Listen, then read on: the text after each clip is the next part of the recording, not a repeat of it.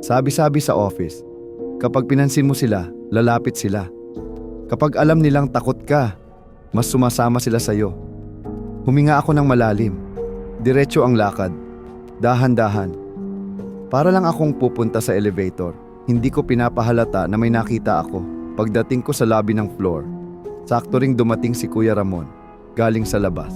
Kuya, halos pabulong na ako. Samahan mo naman ako bumaba, pa-out na ako. Ha? Sige, halika at tara na.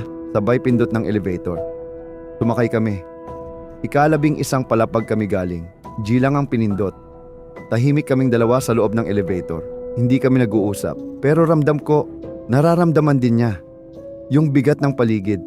Yung init sa batok na parang may nakatingin sa'yo. Ikasampung palapag, bukas ang pinto. Patay ang ilaw sa hallway. Walang sumakay. 9th floor bukas ulit. Walang tao. Tahimik. 8th floor, 7th floor, 6th floor. Lahat ng palapag, bumubukas ang elevator. Wala naman kaming pinindot na ibang button. Nagkatinginan kami ni Kuya. Pansin ko pinipindot niya na yung close button. Ako rin. Pareho naming pinipindot ng mabilis, parang kinakabahan. Pagdating sa ikalimang palapag, hindi nagsara ang pinto. Walang sumakay. Pero hindi rin ito nagsasara. Parang may nakaharang. Parang may gustong pumasok. Ramdam ko na talaga. Nanginginig na ang kamay ko. Namumutla na ako. Nanginginig na rin ang tuhod ko. Tapos, may nagsalita. Anong ginagawa niyong dalawa? Ba't paulit-ulit niyong pinipindot yan?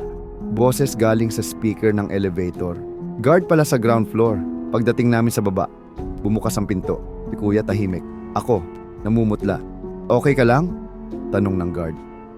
Tumango lang ako. Hindi ko na kinayang magsalita. Pag uwi ko, habang nasa jeep, nanginginig pa rin ang kamay ko. Lumingon ako sa likod sa salamin ng bintana. Wala naman. Pero ang tanong sa isip ko habang pauwi, paano kung hindi ko sinabayan si Kuya? Paano kung naiwan ako mag-isa sa elevator? O mas malala, paano kung may sumabay sa akin pero hindi ko nakita?